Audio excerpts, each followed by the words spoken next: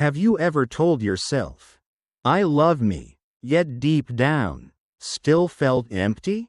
You've read the books, watched the videos, even recited the affirmations, but something is still missing, isn't it?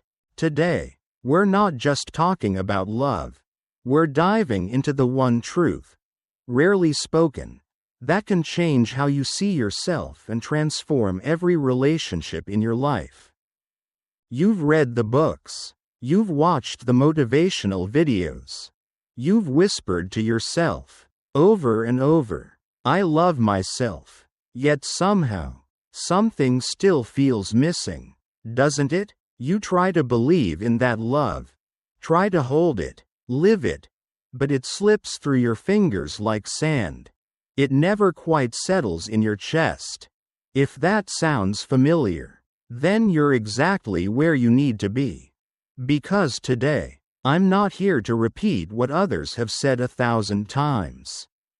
I'm here to offer something different, something deeper, something essential. I'm going to give you a key, a truth, one that very few people talk about.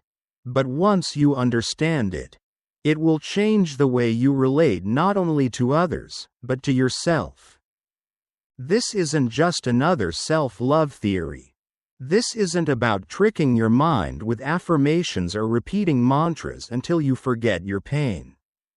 This is about something more powerful, something rooted in the psychology of Carl Jung, but made practical for your daily life. And if you stay with me, truly stay with me, you won't just hear another lecture, you'll walk away with clarity, with real tools, and maybe even with a shift in how you feel about yourself and the world. The kind of shift that stays with you. Because deep down, you already know, there is more to this. Something inside you is already aware that no amount of surface-level self-care, no list of habits, no morning routine will ever be enough if you don't address what lies underneath. This is not only about balancing your energies or embracing your shadow as an abstract idea. It's about taking those ideas and letting them pierce into your real, messy, beautiful life, where relationships happen, where pain gets triggered, where love feels both distant and necessary. By the time we're done, you will not just understand why it's been so hard to feel deeply loved, you'll also know exactly what's been standing in the way. And better yet, you'll have a strategy, not a magic formula, but a grounded, soul-level approach that will transform the way you connect with yourself first, and naturally, with others. Here's what most people never realize. Your relationships are not coincidences. The people you attract, and the people you repel, are not random. They are reflections. Every powerful attraction and every strong aversion you feel toward someone else says more about your inner world than it does about them. These emotional reactions, the highs and the lows, the people who inspire you, frustrate you, trigger you, they are all messengers. They are mirrors, and they are here to show you what's unresolved within. Think back to the last person who made you feel something intense. Maybe it was love, admiration, jealousy, anger, or even shame. That person wasn't just part of your story, they were holding up a mirror to your soul. Maybe you felt small around them. Maybe you felt insecure or strangely captivated. It doesn't matter what label you gave it. What matters is that they showed you something that exists inside of you.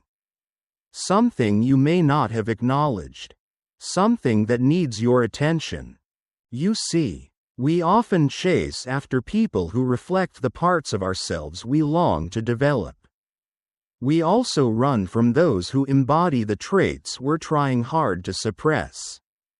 So if you're constantly attracted to people who make you feel insecure, Or if you're repelled by people who seem arrogant, loud, or overly confident, it might not be about them at all. It might be about you. More specifically, it might be about the parts of yourself that you've either rejected or failed to nurture. Here's where the work begins. The real question isn't, why is this person acting like this? The real question is, what is this person showing me about myself? That question will open doors. That question will break illusions. That question, if asked honestly, can take you straight into the heart of what's been holding you back.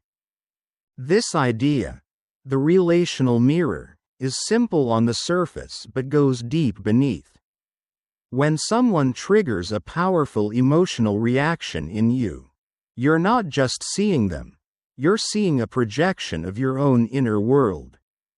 Your shadow, the parts of yourself you deny, repress, or are ashamed to face. Start paying attention to patterns. Do you repeatedly find yourself drawn to people with certain traits? Or do you constantly avoid people who remind you of something uncomfortable? Both patterns matter. Both are gold mines of self-knowledge. Attraction and aversion are two sides of the same coin. Both are signals. Both are invitations to understand yourself more deeply.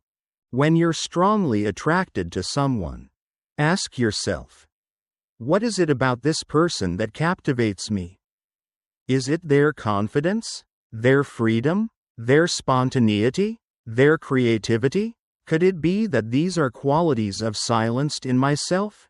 Have I lived a life that's too controlled, too careful, too afraid to be that free? Maybe I admire them because they live out a part of me that's been buried.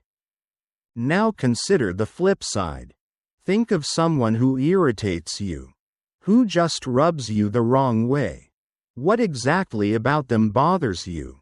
Is it their arrogance? Their self-importance? Their bluntness? Could it be that you carry those same traits in you, but you've repressed them? Maybe you were taught that those qualities are bad or unacceptable, and now they sit in your shadow, causing discomfort every time someone else displays them out loud. This kind of self-honesty isn't easy. It requires courage. And not just a little courage, the deep kind. The kind that's willing to see through your own defensiveness. The kind that can say, maybe I'm not just the victim here. Maybe I'm also the projectionist. But when you allow yourself to go there, healing becomes possible. The relationships that feel the most difficult, the ones that test your patience or shake your sense of self, are often your greatest teachers. They are not coincidences. They are not accidents. They are perfectly placed messengers, revealing what's unhealed, unloved, or unseen inside of you. And here's what changes everything. When you truly understand this, you stop taking things so personally. You realize that other people's reactions to you are often not even about you at all. They're about what they see reflected in you. And you're doing the same to them. You're responding not just to who they are, but to what they mirror back to you. With this awareness, everything begins to shift. You begin to soften. You begin to take responsibility, not blame, but ownership. You become less reactive and more reflective, less wounded and more whole. The purpose of recognizing these patterns is not to blame yourself for everything. It's to liberate yourself from being unconsciously driven by what you don't understand. Once you recognize what part of yourself is being reflected in a difficult relationship, you can start to work with it. You can begin to heal it. And as you do, something remarkable happens. Your relationships change. Not because you force them to, but because you've changed. The inner world has shifted. And so the outer world follows. This journey doesn't promise instant transformation. It's not about overnight breakthroughs. It's about becoming a quiet observer of your emotional world, watching with curiosity instead of judgment, seeing each emotional trigger as a clue, not a threat. And in time, you'll notice something powerful. The people who once stirred chaos in your heart won't hold that power anymore. You'll stop attracting those who reflect your wounds. And instead, you'll meet people who mirror your wholeness. You'll begin to create relationships that are not built on emotional hunger or dependency, but on shared growth, mutual presence, and deep alignment. In the previous part, we explored how our emotional reactions to others, whether attraction or repulsion, are mirrors reflecting hidden parts of ourselves. Now, let's go one step further into this subtle but powerful mechanism that shapes who we're drawn to and how we love. We are often attracted to people who freely embody traits we've buried within ourselves. The confident, expressive person might pull you in because they shine with a kind of energy you've long suppressed.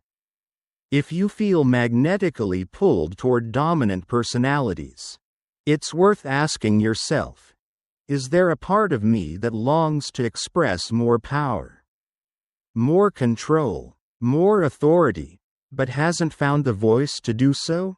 Maybe deep down, you crave the confidence to take up space, to speak with certainty, to lead without apology. Attraction isn't always about love, it's often about recognition, about longing. If you often seek partners who seem to need rescuing, pause and reflect.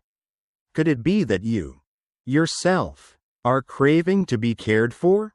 To be seen and supported, not as the savior, but as someone who needs saving too? It might sound contradictory, but the people we try to save often reflect the care we deny ourselves. Relationship sabotage doesn't always come with flashing warning signs. It creeps in quietly, subtly but relentlessly. Maybe you fear being abandoned, so you push people away before they have the chance to walk out on you. Maybe you're terrified of being controlled, so you resist even the smallest suggestion from your partner, even if it's reasonable or well-meaning.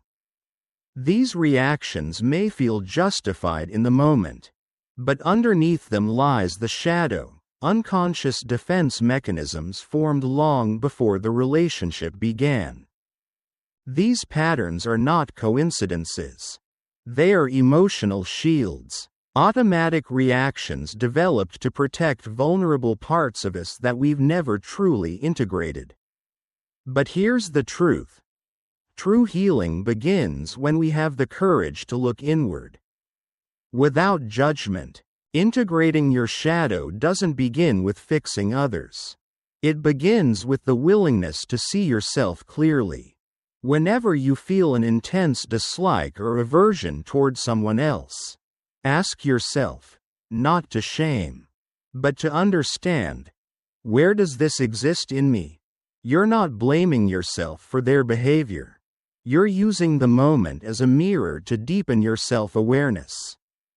Shadow integration also means learning to express what you've suppressed in ways that are safe and healthy. If you've locked away your creativity for fear of judgment, find places where you can explore it again.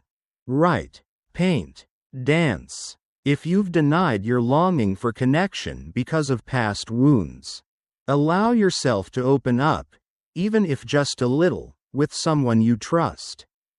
Vulnerability isn't weakness, it's the doorway to wholeness.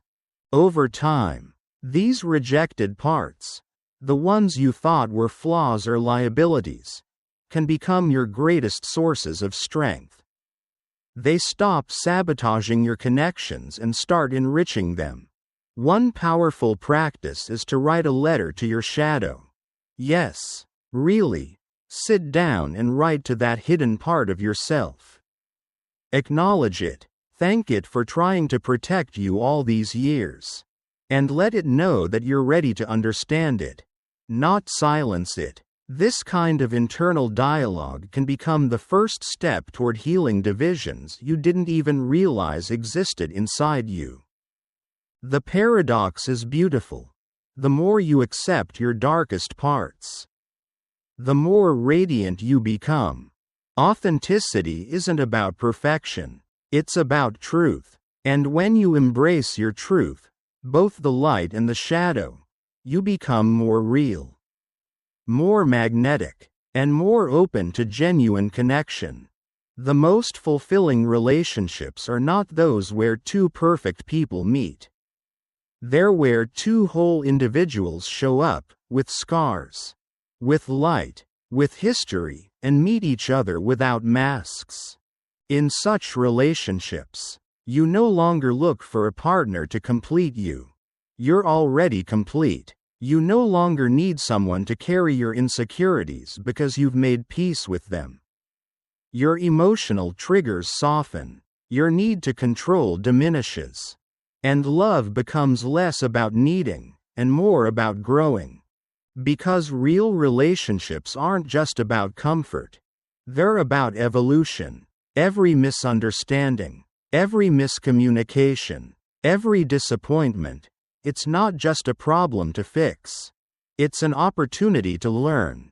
Each conflict becomes a mirror. Each emotion, a message. When you approach love this way, something shifts. You no longer see heartbreak as failure. You begin to see it as feedback. You begin to understand that love isn't the final destination. It's the road itself, the path to self-discovery. Until you grasp this, the same emotional patterns will repeat.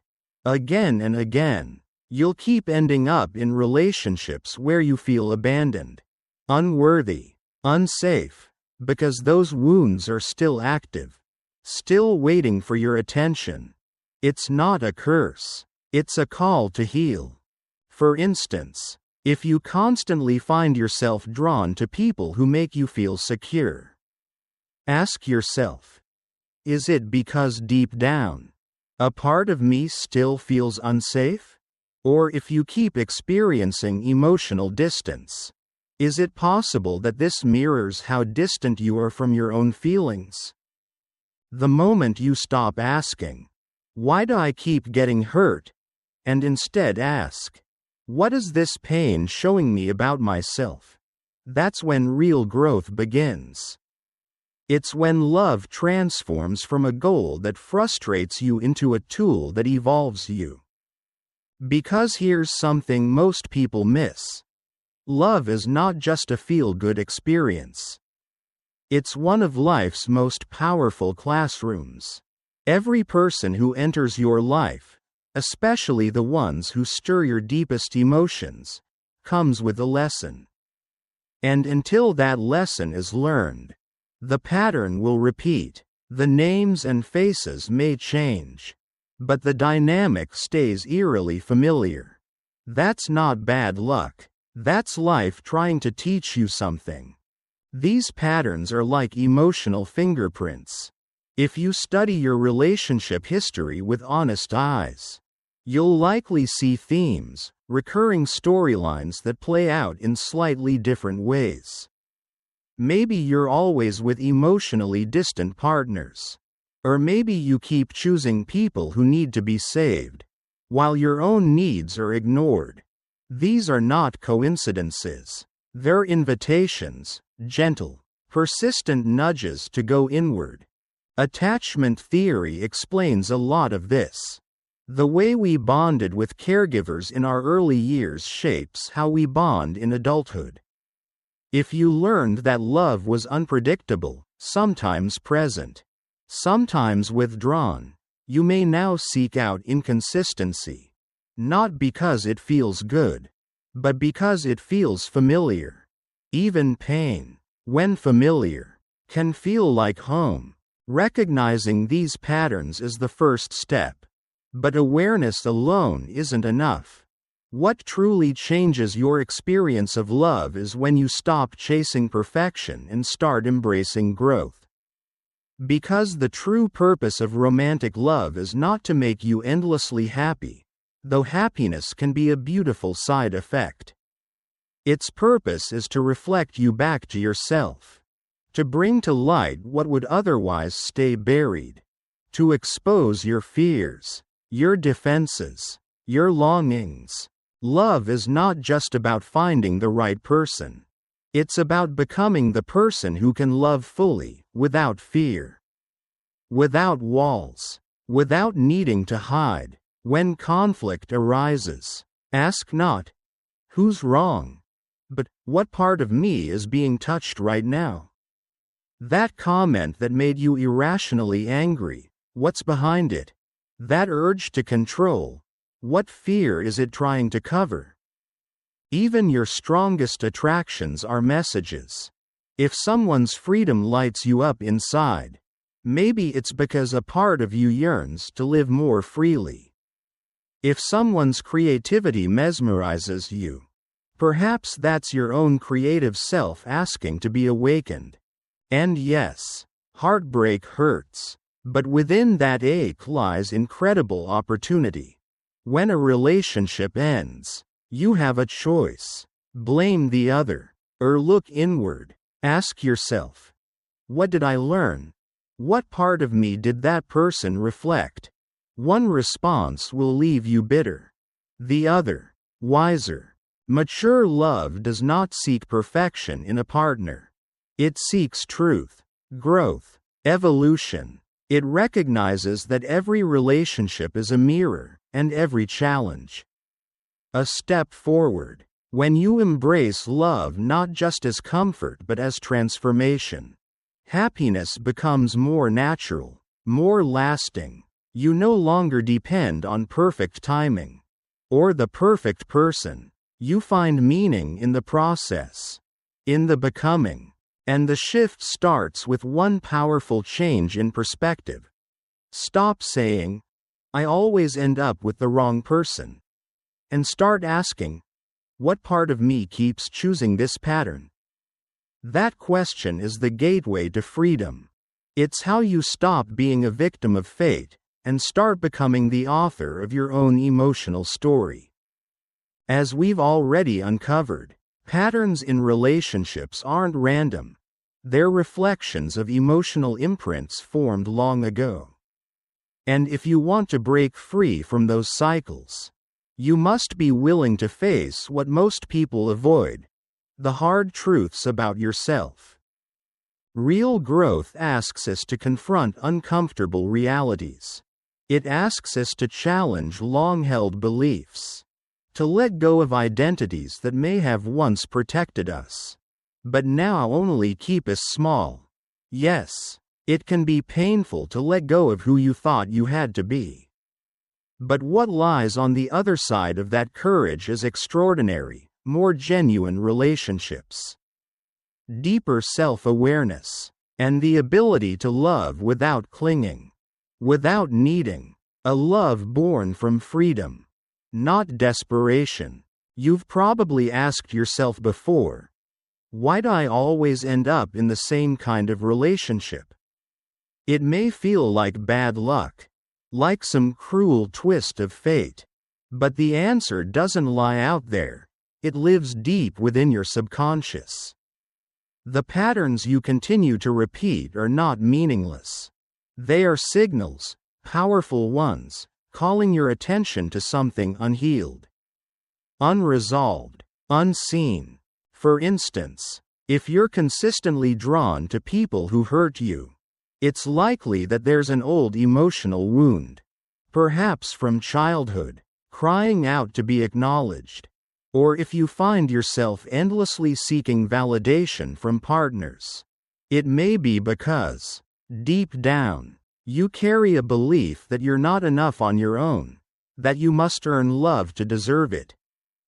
Today, you're going to learn how to recognize these unconscious patterns.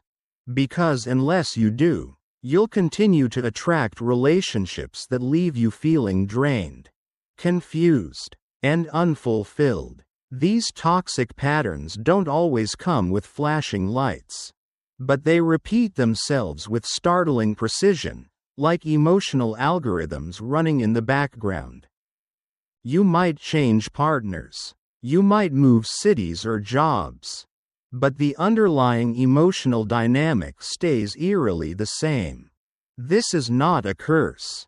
Nor is it random. It's the product of subconscious programming shaped early in life, often in childhood, when you were first taught what love looked like, how affection worked, and what it cost to receive it.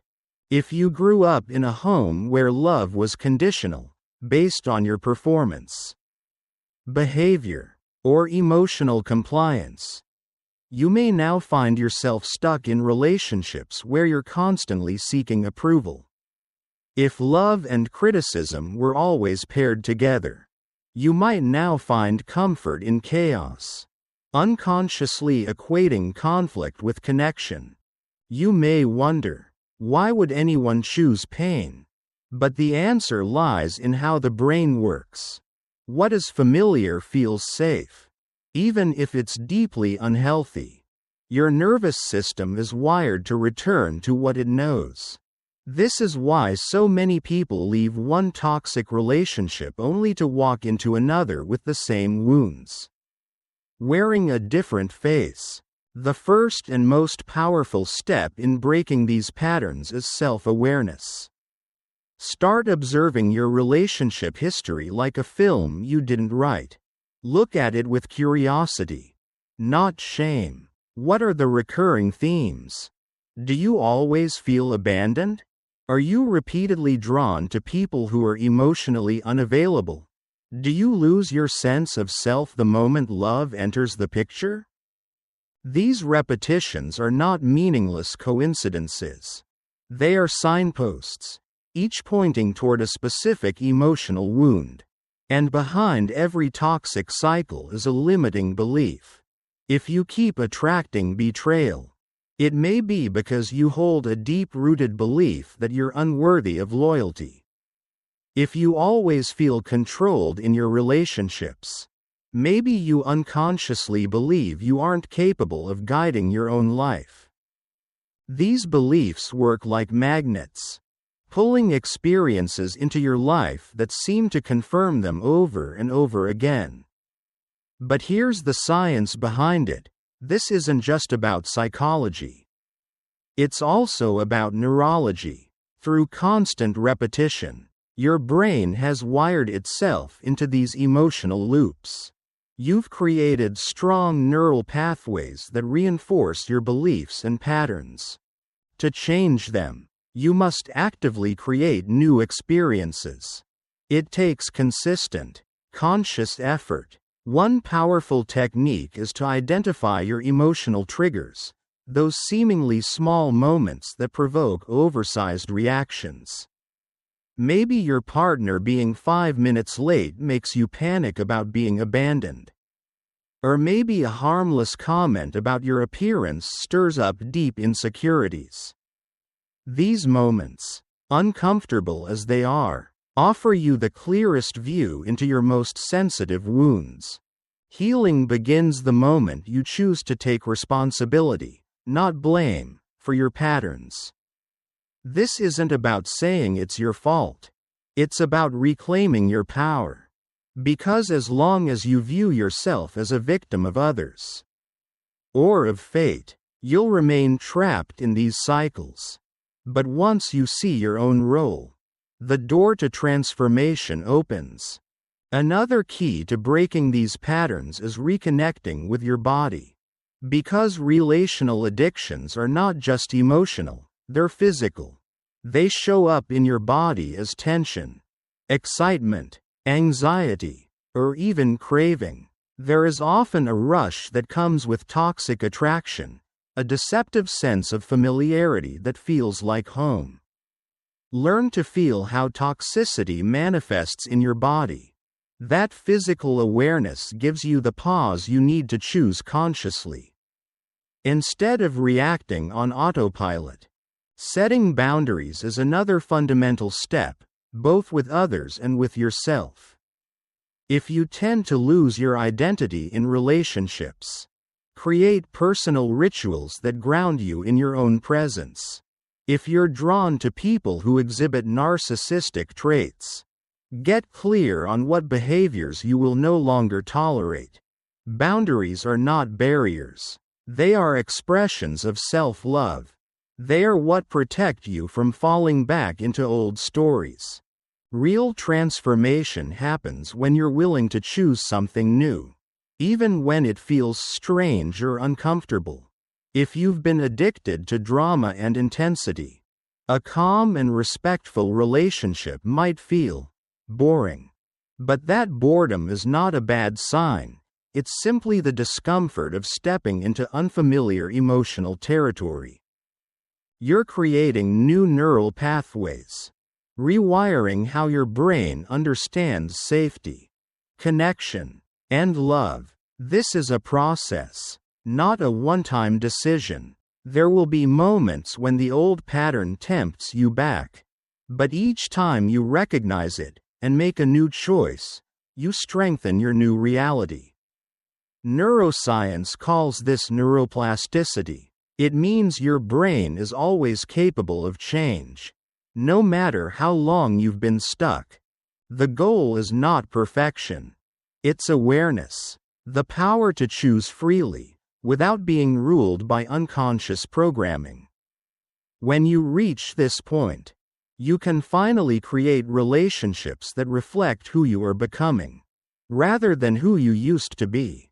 You will no longer love from fear, from need, or from lack. You'll love from truth, from fullness, from freedom. All of this leads us to one powerful realization, the kind that doesn't just change how you love others, but how you walk through life. Love isn't something you stumble upon or earn. It's something you remember, something you return to, something you become.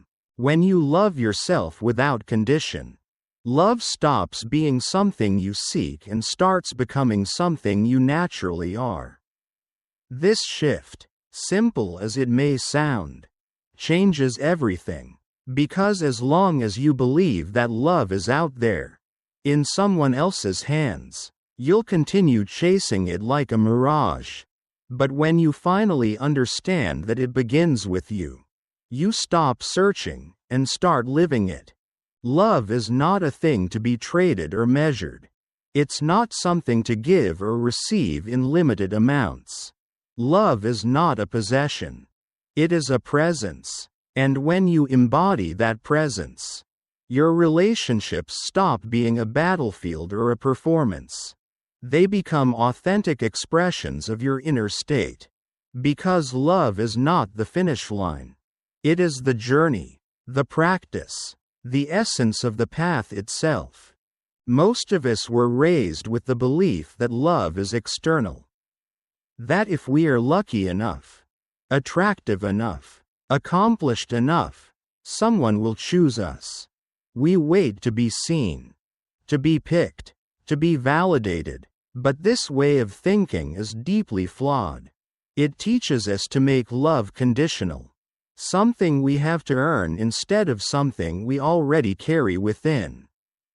The truth is, real love flows from within like a spring, not as something to be pulled from another person, but as something that arises naturally when we stop blocking it. Depending entirely on outside sources to feel loved is like trying to fill a bucket full of holes. No matter how much is poured in, it will never feel like enough. That's why this shift is so vital. The moment you recognize that you are the source of your love experience, everything begins to change. You no longer wait for permission. You don't need achievement or perfection. You understand that self-love is not a medal for being good enough. It's your birthright. It is the natural state that exists beneath the layers of doubt, shame, and fear. And when you begin to live from that place, your relationship with yourself softens. You start treating yourself with kindness, not criticism. You honor your worth even in failure. You speak to yourself with compassion, the way you would to someone you care for deeply. This becomes your new foundation, and everything outside of you begins to mirror it. Suddenly, your relationships are no longer fueled by emptiness or need. You stop seeking in others what you believe you lack. You begin offering what you already possess. And in doing so, you attract people who meet you on the same frequency, who reflect your self-respect, not your self-doubt. Your connections become about expansion, not completion, about joy, not survival. And the irony? The less you chase love, the more deeply you experience it. The calmer you become, the more clearly you see. You stop expecting another person to heal you, fix you, or complete you. You heal beside them, grow beside them, but your sense of self remains whole. From that wholeness, your attractions shift, no longer driven by addiction or wounds. They are now shaped by alignment and affinity. You are drawn to what resonates, not to what recreates your pain. This is not arrogance. This is not narcissism.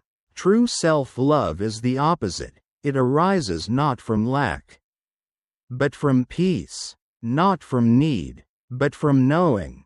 When you love yourself in your entirety, with your fear, your longing, your shadow and your light, you stop projecting unmet needs onto others. You begin to see others as they are, not as extensions of your emotional wounds.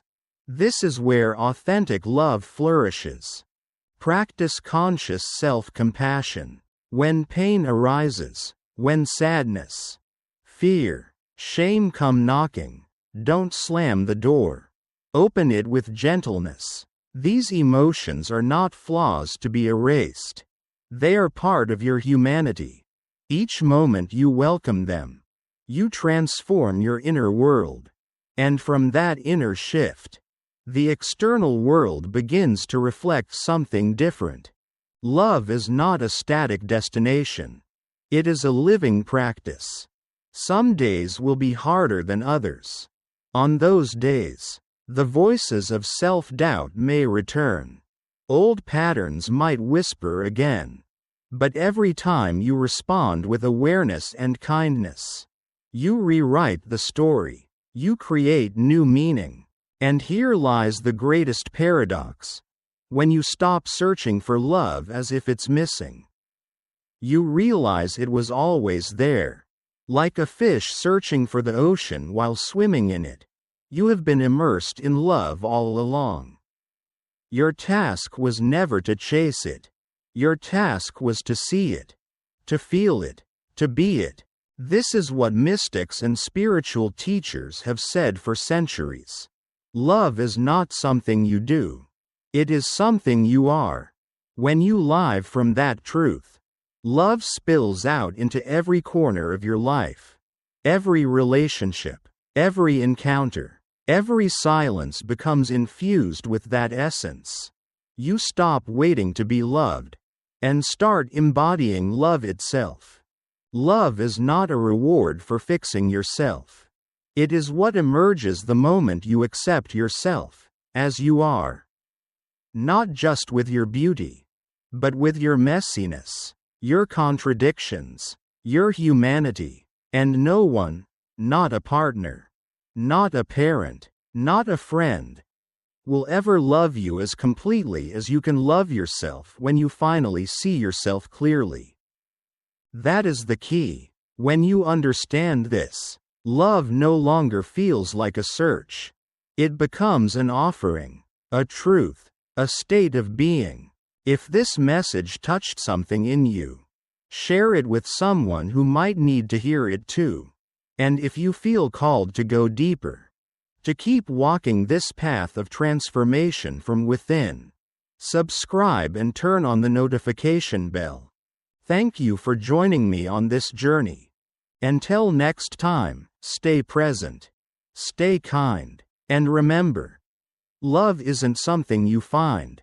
It's something you build, and that journey begins right now.